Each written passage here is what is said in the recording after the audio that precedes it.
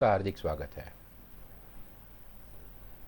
दोस्तों, 17 अक्टूबर को सूर्य की तुला संक्रांति हो रही है। आप जानते हैं कि सूर्य जब तुला राशि में आते हैं तो वो नीचस्थ बन जाते हैं। मेष राशि में सूर्य उच्च के बनते हैं, तुला राशि में सूर्य महाराज नीच के होते हैं और सिंह राशि में वो सग्रही कहलाते हैं।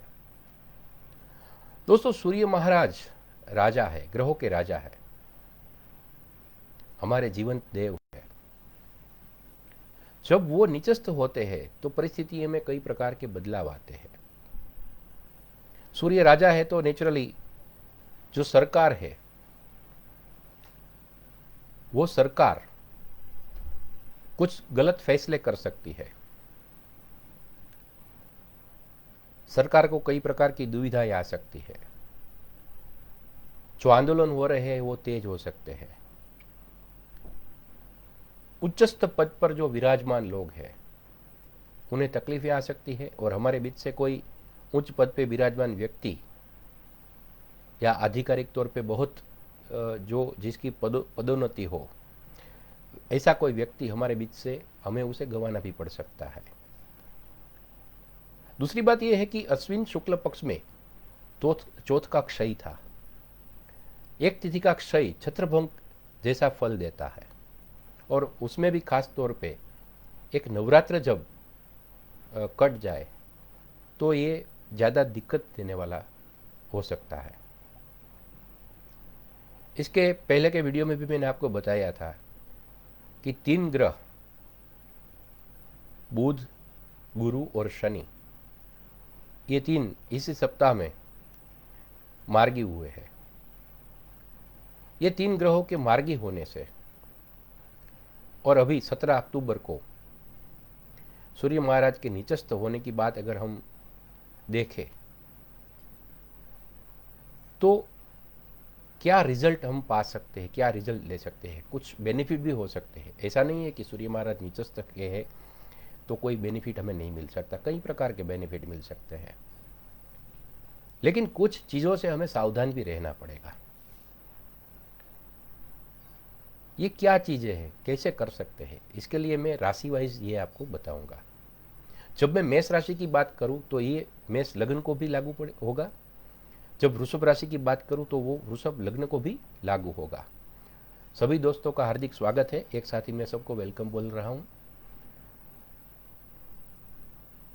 तो सूर्य महाराज 17 अक्टूबर से 17 नवंबर, एक माह तक निचस्थ रहने वाले हैं, तुला में रहने वाले हैं। तुला संक्रांति का बड़ा महत्व है।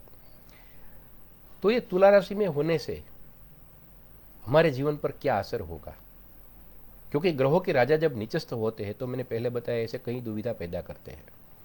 सरकार कुछ गलत डिसीजन भी ले सकती है, सरकार को दुविधाएं हो सकती है। उच्च पद पर जो विराजमान लोग हैं उन्हें भी दिक्कत आ सकती है। अब ये हमारे जीवन में क्या करेगा और उसका क्या हम उपाय कर सकते हैं, उसका बेनिफिट कैसे ले सकते हैं, वो भी हम देखेंगे। तो सबसे पहले हम बात करते हैं मेष राशि की। मेष राशि या मेष लगन। तो मेष राशि या मेष लगन में क्या होगा कि ये सूर्य का जो भ्रमण है, ये गोचरीय अवस्था है, वो 7th हाउस को इफेक्ट करेगी। तो 7th हाउस में पार्टनरशिप आती है, मैरिज आता है, पब्लिक लाइफ आती है।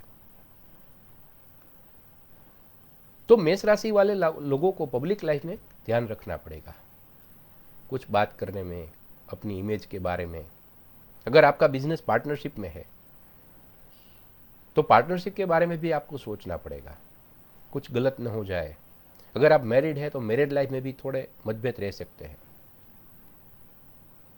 अगर आप अनमेरिड है और मैरिज की बात चल रही है तो उसमें थोड़ा विलंब होगा, थोड़ा स्टॉप आ जाएगा, 1 माह के लिए बात रुक जाएगी।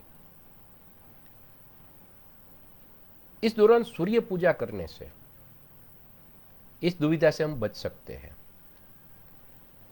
तो मेष राशि के जो लोग हैं उन्हें सूर्य की पूजा कैसे करनी है। सूर्य को जल देना है। रविवार सूर्य का वार है तो रविवार को दोपहर तक कुछ नहीं खाना है। डेली सूर्य को अर्घ्य देना है।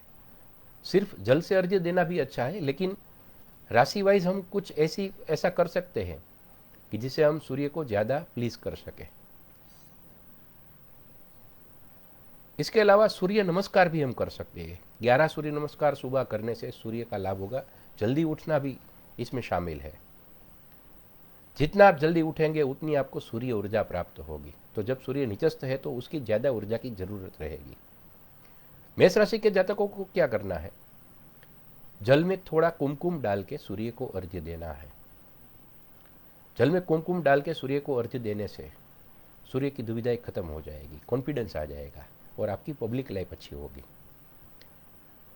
मेष राशि है वो मंगल की राशि है, तो मंगल एक्टिव तो रहता है और सूर्य उसको सपोर्ट देता है, तो वो सफलता भी देता है। तो आपको पब्लिक लाइफ में सफलता भी मिलेगी। पर 1 माह के लिए आपको ये करना पड़ेगा। उसके बाद है वृष राशि, वृषभ राशि। वृषभ राशि और वृषभ लग्न वाले लोगों को 17 अक्टूबर से 17 नवंबर का जो 1 माह है उसमें हेल्थ रिलेटेड इश्यू रह सकते हैं। कुछ छोटे मोटे ऐसे हेल्थ रिलेटेड इश्यू रह सकते हैं, या कोई न कोई तरीके से आपको हॉस्पिटल जाना पड़े या डॉक्टर से मिलना पड़े, ऐसा हो सकता है। इस दौरान शत्रु आपको आपके लिए परेशानी खड़ी करते दिखाई देंगे, लेकिन नीचस्थ सूर्य 6ठे भाव में आपको शत्रु पर विजय देंगे। शत्रु पर आपकी विजय होगी, लेकिन इस माह के दौरान हेल्थ रिलेटेड इश्यू,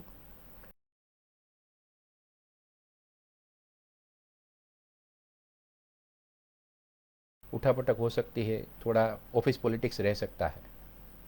तो इसके लिए आपको सिर्फ बहुत सिंपल बातें करनी है। मैंने पहले बोला ऐसे 11 सूर्य नमस्कार, सूर्य की पूजा, और सूर्य को जब आप अर्घ्य दे तो उस जल में थोड़ी चीनी डालनी है। थोड़ी चीनी डाल के उसको मिक्स करके आपको सूर्य को अर्घ्य देना है। तो ये सब दिक्कत से आप बाहर आ सकते हैं और लाभ भी पा सकते हैं। उसके बाद है मिथुन राशि, जिनके स्वामी बुध महाराज है। मिथुन राशि से सूर्य महाराज जो निचस्थ है वो 5th हाउस से पास हो रहे हैं। और एक बात ये भी देख लीजिए कि अभी हम जो राशि की बात करते हैं कि तुला में सूर्य महाराज निचस्थ होते हैं। दूसरा नियम यह भी है कि अगर 7th हाउस से सूर्य महाराज हो, जन्म कुंडली में 7th हाउस में सूर्य महाराज हो, तो वो भी नीच जैसा फल देते हैं, राशि कोई भी हो। लेकिन अभी हमारा विषय है तुला का सूर्य, निचस्थ सूर्य, जो कि मिथुन राशि को 5th हाउस से पसार होगा।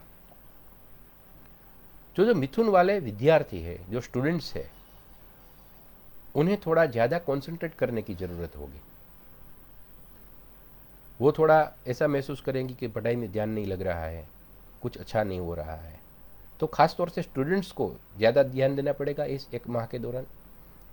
जो लोग रिलेशन में है, कुछ लव अफेयर्स वगैरह में है, तो उसमें थोड़ी अनबन हो सकती है, थोड़ी मिसअंडरस्टैंडिंग्स हो सकती है। जो मैरिड लोग हैं, जिन्हें संतान है, तो थोड़ी संतान की चिंता रह सकती है।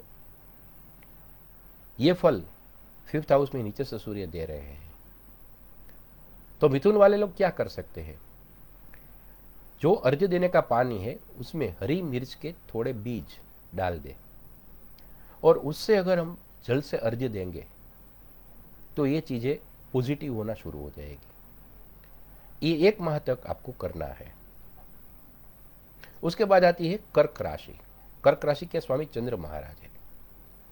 कर्क राशि वाले लोग बार बार अपना मूड चेंज करते दिखाई देते हैं। तो कर्क वाले जो लोग हैं उन्हें थोड़े रिलेशंस रिलेटेड इश्यू रहेंगे, क्योंकि 4th हाउस से सूर्य महाराज निचस्थ हो रहे हैं। तो आपको अपनी सुख सुविधा में कई कमी दिखाई देगी, आपको चैन नहीं मिलेगा। कुछ प्रॉपर्टी रिलेटेड बातें भी हो सकती है कि प्रॉपर्टी में अगर आप कागजात नहीं देखेंगे तो आपको दिक्कत आ सकती है। आपका जो व्हीकल है उसमें थोड़ा खर्चा होगा। आपका घर है उसमें थोड़ा रिनोवेशन करवाने की ज़रूरत होगी, या ऐसा कुछ होगा कि आपको जल्दी कुछ रिपेयर करवाना पड़े। ये सब दिक्कत आपके लिए आ सकती है। लेकिन अगर आप जल में थोड़े चावल डाल के सूर्य को अर्घ्य दे, तो ये चीज़ें पॉजिटिव होना शुरू हो जाएगी। 1 माह तक आपको ये करना है, सूर्य नमस्कार भी करना है और संडे के दिन दोपहर तक भूखा रहना है, दोपहर तक कुछ खाना नहीं है। हाँ, आप चाय, कॉफ़ी, फ्रूट वगैरह ले सकते हैं। उसके बाद सूर्य की अपनी राशि आती है सिंह राशि, रॉयल राशि है, राजा की राशि है। तो सूर्य महाराज 3rd हाउस से पसार हो रहे हैं। कम्युनिकेशन के आपके जो डिवाइसेस है वो बिगड़ सकते हैं, आप बातचीत करने में कहीं चूक जाएंगे या किसी को ऐसे ही प्रॉमिस दे देंगे, जो चीज़ें आपके लिए नेगेटिव हो सकती है। हाँ, कोई भी जो रिलेशन है, कोई भी डील है, उसमें आपका हाथ ऊपर रहेगा, पर आपको भी कुछ ऐसी बातें करनी है, आपको ये ध्यान रखना है बातचीत करने में, क्योंकि 3rd हाउस है वो कम्युनिकेशन का हाउस है, तो उसमें कुछ गलत ना हो जाए, ये आपको देखना पड़ेगा। उसके अलावा सूर्य नमस्कार करना है और सूर्य को जल देना है। कैसे जल देना है? सूर्य में लाल मिर्च के बीज डाल के और कुमकुम डाल के अर्घ्य देना है। सिंह राशि के लोग अगर जल में कुमकुम डाले और लाल मिर्च के बीज डाले और उससे सूर्य को अर्घ्य देवे तो वो अच्छा रहेगा। कन्या राशि, कन्या राशि भी बुध की राशि है। कन्या को 2nd हाउस से ये तुला का सूर्य भ्रमण होगा, तो आपको बैंक रिलेटेड जो बातें हैं उसमें थोड़ी परेशानी दिखाई देगी, आपके पैसे कहीं फंस जाएंगे और धन के रिलेटेड जो बातें होगी वो इतनी स्मूथ नहीं रहेगी इस 1 माह के दौरान। 1 माह में आपको किसी को पैसे देने नहीं है, आप 1 माह तक किसी को पैसे उधार मत दीजिए और परिवार का थोड़ा ख्याल रखिए, क्योंकि परिवार, फैमिली रिलेटेड थोड़ी बातें भी आपके सामने आएंगी। 2nd हाउस जो है वो फैमिली रिलेटेड बातें भी आपके लिए ला सकता है। 2nd हाउस खाने का भी हाउस है, तो आपकी लाइफस्टाइल में खास करके आपके जो खाने की आदतें हैं उसको आपको थोड़ा अच्छा करना पड़ेगा। इस 1 माह के दौरान आप ऐसे वैसे कुछ नहीं खा सकते, अगर ऐसा हुआ तो आपको कोई बीमारी भी हो सकती है। आपके लिए जल देने में जो पानी है उसमें आप थोड़ा गंगा जल डाल दें और मूंग के 7 दाने डाल के उससे आप सूर्य को जल देंगे तो लाभ होगा।